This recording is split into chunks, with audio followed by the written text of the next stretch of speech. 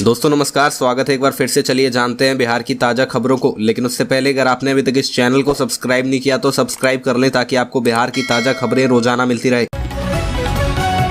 सबसे पहली और बड़ी खबर, जवाहर प्रसाद की गिरफ्तारी का विरोध करने सम्राट चौधरी समेत बीजेपी के कई नेता बैठे धरने पर। सासाराम में बीजेपी के पूर्व विधायक जवाहर प्रसाद की गिरफ्तारी का विरोध लगातार जारी है। इसको लेकर बिहार बीजेपी अध्यक्ष सम्राट चौधरी समेत कई बड़े नेता धरने पर बैठे हैं। इस दौरान सांसद छेदी पासवान एमएलसी निवेदिता सिंह, संतोष सिंह एमएलसी, जीवन कुमार भी धरने पर बैठे। सम्राट चौधरी ने सासाराम के मंडल कारा से लेकर कलेक्ट्रेट तक साइकिल चलाई। साइकिल से कलेक्ट्रेट पहुंचकर धरना दिया। आपको बता दें कि आज भारतीय जनता पार्टी की तरफ से कलेक्ट्रेट पर धरना दिया जा रहा है। इस दौरान सम्राट चौधरी ने कहा कि नीतीश सरकार लगातार भारतीय जनता पार्टी के कार्यकर्ताओं को दबाने का काम कर रही है।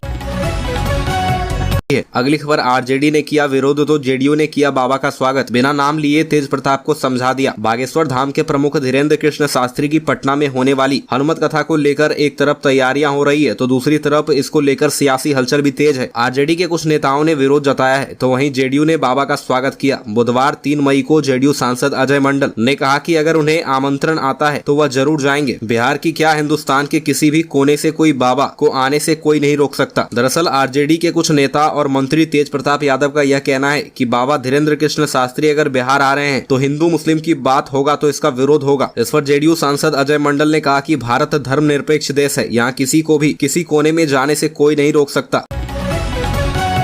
अगली खबर, बिहार सरकार द्वारा जारी जातीय जनगणना का बहिष्कार का पोस्टर लोहार समुदाय के लोग अपने अपने दरवाजे पर लगाएंगे। यह निर्णय लोहार समाज के प्रखंड अध्यक्ष अशोक विश्वकर्मा की अध्यक्षता में आयोजित बैठक में ली गई। लोगों ने कहा कि लोहार पूरे देश के हर प्रांत में है। यह बात प्रदेश के मुख्यमंत्री सहित सभी अधिकारी जानते हैं। इसके बावजूद भी लोहार जाति को मूल जाति की श्रेणी में सरकार नहीं रखी है, जो बड़े ही दुर्भाग्य की बात है। प्रखंड अध्यक्ष ने कहा कि प्रदेश के मुखिया को लोहार समाज से क्या नफरत है, जो उसके अस्तित्व को ही समाप्त करने पर तुले हुए हैं। बिहार सरकार के खिलाफ अपने मांग को लेकर जन आंदोलन करने का आह्वान किया, साथ ही जाति गणना का बहिष्कार का समीक्षा भी किया।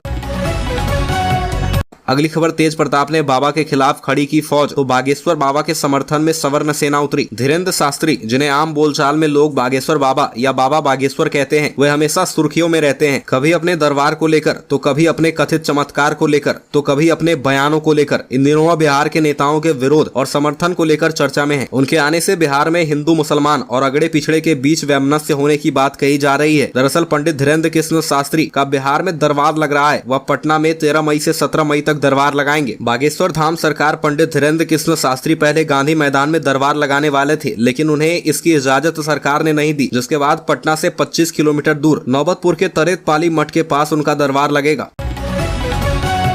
अगली खबर, सम्राट चौधरी ने कहा शराब की होम डिलीवरी से पैसा कमा रहे नीतीश कुमार। बिहार भाजपा इकाई के अध्यक्ष सम्राट चौधरी ने शराबबंदी सहित कई मुद्दों को उठाते हुए राज्य के सीएम नीतीश कुमार पर निशाना साधा है। सम्राट चौधरी ने कहा कि शराब बिहार के हर घर में पहुंच चुकी है और होम डिलीवरी के माध्यम से मुख्यमंत्री नीतीश कुमार खूब पैसा कमा रहे हैं। चौधरी ने नीतीश कुमार की सरकार पर शराब घोटाले का इल्जाम लगाया है। उन्होंने आगे कहा कि आज बिहार के प्रत्येक घर में शराब पहुंच चुकी है और नीतीश कुमार होम डिलीवरी का पैसा कमा रहे हैं। उन्होंने यह भी कहा कि नीतीश कुमार की पार्टी जेडीयू गैर कानूनी शराब में 10,000 करोड़ रुपए का घोटाला कर रही है।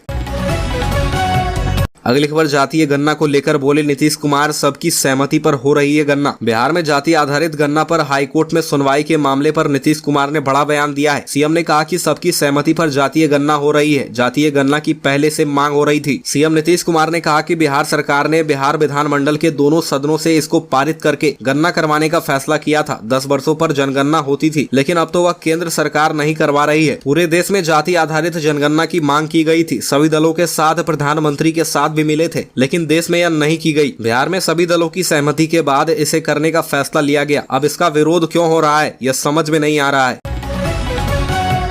अगली खबर, अब आसान नहीं होगा बिहार में शिक्षक बनना। पहले सर्टिफिकेट के आधार पर बनती थी मेधा सूची, अब पास करना होगा बीपीएससी की परीक्षा। बिहार में अब सर्टिफिकेट के आधार पर शिक्षक की नौकरी नहीं मिलेगी, बल्कि जरूरी अहर्ता एवं सर्टिफिकेट के साथ ही उन्हें बिहार लोक सेवा आयोग द्वारा आयोजित परीक्षा को पास करना होगा। इस परीक्षा को पास करने वाले टीचर अब नियोजित शिक्षक के बजाय विद्यालय अध्यापक कहलाएंगे और राज्य कर्मी की सुविधा पाएंगे। शिक्षकों की नियुक्ति के लिए नई नियमावली को बिहार के नीतीश कैबिनेट ने सोमवार को मंजूरी दे दी है। इस नियमावली के तहत बिहार में करीब करीब 3 लाख शिक्षकों की नियुक्ति की जाएगी। नई नियमावली की सरकार के मंत्री और सत्ताधारी दल तारीफ कर रहे हैं। वहीं 7वें चरण के शिक्षक नियुक्ति की शीघ्र बहाली की मांग के लिए आंदोलन करने वाले अभ्यर्थियों के संघ ने नई नियमावली का विरोध किया है, क्योंकि इसमें अभ्यर्थियों को एक और परीक्षा पास करनी होगी।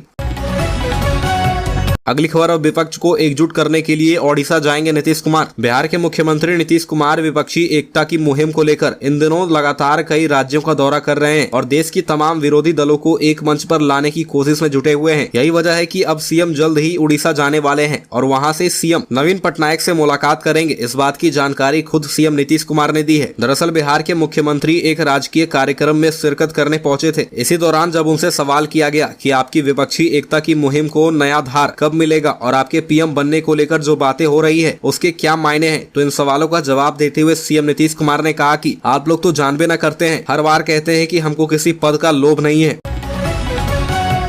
अगली खबर, बिहार एसटीएफ को मिली बड़ी सफलता, 5 लाख का इनामी नक्सली राम बाबू राम गिरफ्तार। बिहार एसटीएफ को बड़ी सफलता मिली है। टीम ने वांटेड और कुख्यात नक्सली राम बाबू राम उर्फ रंजन जी उर्फ प्रहार को गिरफ्तार कर लिया है। बिहार सरकार ने राम बाबू राम पर 5 लाख रुपए का इनाम घोषित कर रखा था। इस इनामी नक्सली को पकड़ने के लिए एसटीएफ की टीम ने सारण और मुजफ्फरपुर जिले के बीच गंडक नदी के दियारा इलाके में बड़ा ऑपरेशन कर कुख्यात के साथी और संगठन के जोनल कमांडर राम बाबू पासवान उर्फ धीरज को गिरफ्तार कर लिया है। आपको बता दें कि राम बाबू राम प्रतिबंधित नक्सली संगठन भाकपा का सक्रिय सदस्य है और पश्चिमी जोनल कमेटी का सचिव है। टीम ने इस कुख्यात के साथी और संगठन के जोनल कमांडर राम बाबू पासवान उर्फ धीरज को भी गिरफ्तार किया है।